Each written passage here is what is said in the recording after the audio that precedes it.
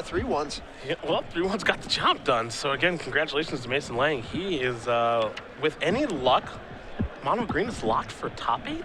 What's going on here in Milwaukee? I would love to see that. We're going to bring it into Adrian Sullivan versus Jeff Beier. We've got Jeff here playing Mono Black Devotion, Sullivan playing Blue White Control. You see Adrian is 7-0-1, Beier is 7-1. This matchup, again, top 8 implications here. If Adrian wins, he'll be able to draw the next round and can probably lose too and make top 8. You see he's going to cast the Supreme Verdict to kill some things here. Looks like pack rat tokens? Yeah, looks like there were some rat tokens that were dispatched. Beier, for his hand, he's got a pack rat, a Desecration Demon, and Underworld Connections, and he's going to deploy the 6/6. Not sure about Sullivan's grip just yet, but he's playing mighty quick, so I think he's got some things to do. He's got his good old Debtor's Pulpit. Yes, he's been championing that card for months. This is really just a Return to Ravnica block superstar just round. You got pack rat, Debtor's Pulpit, Rush Strider. Yeah, let's not sell Mending Touch short. Okay, let's not forget about the one who got the job done. Yeah, it's pretty important. So the use of Pulpit here, that's basically just going to counteract the Desecration Demon. Adrian can choose to maybe lock down a pack rat, but obviously a 6/6 is much bigger. And I wouldn't be surprised if he's just looking for a Supreme Verdict S card at this point, or Sphinx's Revelation. He's keeping his hand quite hidden. What do you got to say? I don't get to get in these conversations much. What do you got to say about the lands in front of spells upside down facing the opponent? So lands in front of spells, I despise. Even though my best friend who taught me how to play Magic is a lands in front of spells guy, but I did not adopt that from him.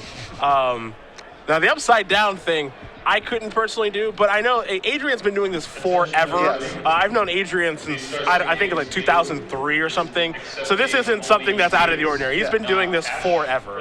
And the reason he does it is so that the opponent can actually read the cards that are in play. I'm a huge fan of it. As someone with a vision disability, having all the cards facing you, easy to see, I don't like the lands in front of spells, but if they're going to face me, then... I can't do lands in front of spells. Ugh, it just feels wrong. That's all. You can see that pack rat's going to discard Underworld Connections to make another rat here. So Beier deciding he does not want to actually try to play a late game here at all. He's just getting hyper aggressive. He's getting in there with rats. A little bit surprised to see that, as Underworld Connections is actually one of the ways that you can keep up with cards against Blue-White Control. So it looks like Sullivan's got the Ratchet Bomb there too. I think the thing that Sullivan's doing right now maybe is asking the casting cost of the rat tokens, because if you're unfamiliar with pack rat, it actually makes copies of the card pack rat. So the casting cost on those tokens is not 0 like you would think. It's actually 1 and a black. So converted mana cost is 2 there. Got to get the Ratchet Bomb up to 2 to clear out a bunch of rats. And I know the first Grand Prix where this pack rat card actually started becoming really popular was Grand Prix Louisville, won by Brian Braun-Duin. Right.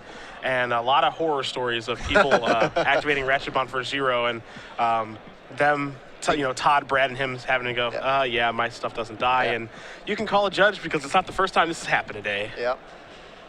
Yep. The tournament that Mono Black really broke out when all 3 of those guys made top 8.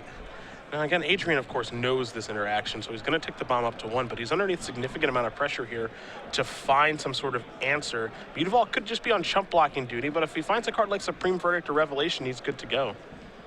Goes with the Temple. He's going to take a look-see. Pick up the Ratchet Bomb.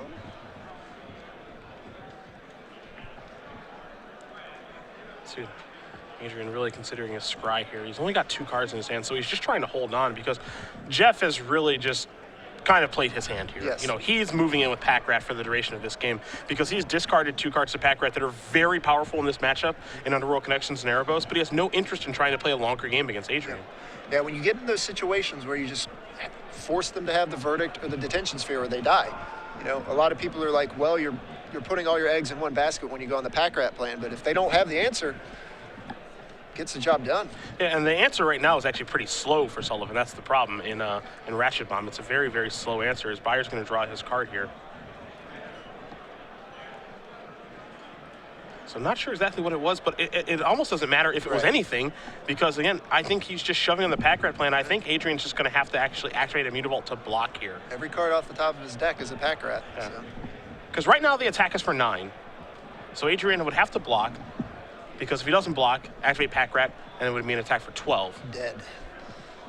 So he's activated 1 Mutavault at this point. And the question here is he's waiting to know if he's allowed to block or not, and he is. Pointed at the actual pack rat. And I like this play a lot too here because for Adrian, you know, the situation is, okay, I activate Mutavault, am I allowed to block? If the answer is removal spell, if the answer Jeff says is kill your creature, no, then it's like, okay, well, I take 9, that's not lethal. Right. But if the answer is yes, it's like, okay, well, I take 6, or potentially 9 if he decides to discard, that's still not lethal. So this is all upside here for Adrian. They're still before damage? Yeah, so the block's going to happen. He's going to take 6. He's going to go down to 5, and it looks like, wow, what is this? A Gray Merchant maybe? What is this? A Connections, okay. Underworld. So now he's kind of shifting game plans.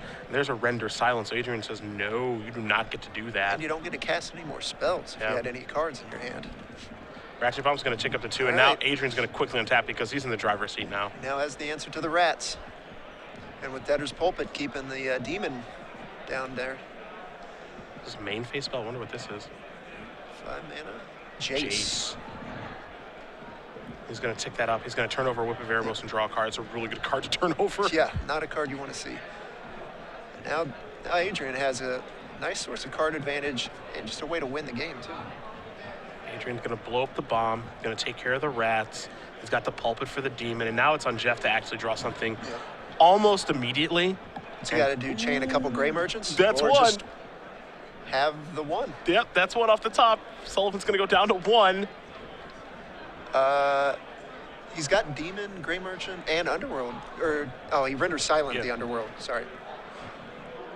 I thought it was over there. So Sullivan's Adrian clinging to life. Yeah, he's at a low 1, but he just drew a copy of Sphinx's Revelation. That card's pretty good. It's an above average card. He makes it look easy. Gonna mill a card. Desecration Demon gonna get turned over. He's gonna play a Plains Sullivan. That was such a huge draw. Yeah. Revelation, if you ignore the Debtor's Pulpit length, that's on Demon duty. Revelation's going to be for 5 here. Now, the thing here for Adrian is that even though Revelation is fantastic in this situation, a Revelation for 5 will put him up to 6. So if Beier was to actually draw a copy of Gray Merchant, it's still not over. Now, this will actually be okay. That's a Supreme Verdict. And the reason you see Adrian cast Supreme Verdict this turn is because if Jeff does draw Gray Merchant this turn, he can Rev for 2 in response, and he's all right. Now, here's a Duress, which is probably a little bit annoying, but I think if you're Adrian, you have to Rev for 2 here anyway. Not going to get a ton of value out of it either way, but... Yeah, I think this is a situation, where you have to Rev for 2. Adrian pulls the top 2 cards of his deck and says, hey, you look at them first. Tell me if I get anything. And there's a D-Sphere, and Adrian gets to keep an eye on it. I always enjoy watching Adrian play. As do I. He's a fun opponent. Adrian loves Magic. That's all I can say. He loves Magic. He's going to activate Jace here. Everything he does is animated. I wonder if he's happy starting to fire in with Mutavault yet, because he does want to get this game over with sooner than later. And he's been just using the Jace just to get cards, not go for the mill, so. Yeah, he left the Scry on top here with Temple Deceit. And so now he's going to start firing with Mutavaults, knowing that, all right, my opponent has no cards in their hand. I need to try to close the door just as soon as I can. There's an Erebos. And Adrian just has a Supreme Verdict and a land in hand, so he has no counter magic at this point if there's a card he has to deal with. Now that Erebos isn't the scariest card in the world because it does take some work to actually turn that on. And if Jeff is going to actually deal himself some damage to draw cards, he's being pressured by Mutavaults here, so he doesn't get to just go crazy like he would on a stable board. I still think overall Adrian is happy where he's at. Looks like he drew a D-Sphere there. That would make me even happier if I were Adrian. So he's going to up Jace. I like this play too. Draw your card first before you do anything, get some information. All right. So it looks like the D-Sphere. Getting that god out of here. Jeff's going to draw a card beforehand. Going to go down to 16. Can Sullivan hold on to 3 life? I mean, he's basically looking to not see a Gray Merchant. And Beier's going to go down to 12. And the Gray Merchant would be for 2 and put Adrian down to 1. There is a Gray Merchant in Jeff's hand along with a Thoughtseize, so 2 really, really good cards in his hand. Man, he is making this tough. He's going to start with a Thoughtseize. Gray Merchant only for 2 when he plays it, but it does get in front of those Mutavaults. He's going to take the Supreme Verdict. That's got to be really telling it for Adrian, wondering why he would take that instead of Jace. But pretty easy to figure out now because there is Gray Merchant. Now, of course, Adrian already does have another Jace in play, so if he were to play the other Jace, he would have to lose the one that's at 8 counters right now.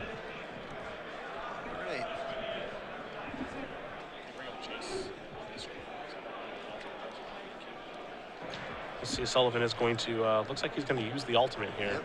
We don't get to see this Draws very often. 20 cards, I believe. That's it? I mean, a third of your deck should be okay, I guess. You know, we don't get to see that one very It's often. not- I know last season we saw a lot of pushing the 0 button with Jace to mill in the blue, white, red kind of flash mirror. And now we see, I actually would like 20 cards if you don't mind. I think it would be really funny if three Adrian, cards aren't enough. I think it would be funny if Adrian just drew 20 and then just lost the next turn. Jeff's just like, cast a Gray Merchant, you lose. You didn't draw a counter spell, did you? That would be brutal. Borderline impossible. Draw 20 cards. Adrian tapping a bunch of mana, looking at a bunch of mana. So here's the thing, all kidding aside, Adrian has 20 cards. He's got some number of cards in his graveyard, a bunch of lands in play. We can assume he's gone through, I don't know, 40 at least. Yeah, he's got to be 2/3 through his deck, minimum. So the question is, how much can he rev for is the question, if he does have a rev in his hand, because he obviously doesn't want to get decked. So that's just a real consideration, because at this point, revelation doesn't matter the cards you're drawing. All that matters is the life that you're gaining. Yeah. And we haven't seen his elixir yet either. We might in a minute, though. He's got a million cards over there. I mean, he's got to keep up counterspell mana. And there's the Azorius Key Rune. His pet cards in his deck, and his blue-eye control deck. It's actually my favorite part. He went on a good 5 or 6 minute spiel to me about how Azorius Key Rune is better than a temple if you're on the fence about a certain temple. Okay. I mean, he's 7-0-1. It's clearly working. I mean, I didn't question him. His answer sounded great, and it was very long. So and it was rather lengthy, which means he's probably right. yeah, He's going to discard a bunch of cards here. I wouldn't be surprised if most of them are land. Here's what's really telling. And I think he might be discarding Last Breath here. I think he's deciding what he wants to keep and discard. But if he's discarding a Last Breath, that means he is good to go. Yeah. Because Last Breath can target the Gray Merchant, or it can target a Mutavault to gain him 4 life and push him up to 5. So if he's comfortable discarding that card, then he's in the driver's seat. But I think it's part of the cards that he kept. yeah. All we got to see is the island there on top of a stack of cards. Let's see if Jeff drew another spell or not. Doesn't look Ships like it back. Not a good feeling after your opponent draws 20 cards to rip one pass. Sullivan gonna mill a little more here, draw another card. Gonna play a Plains too. He was in some real trouble when we cut into this game. Yes. He has somehow navigated himself out of it though. Shockingly, drawing 20 cards helped him out of that It's a situation. step in the right direction.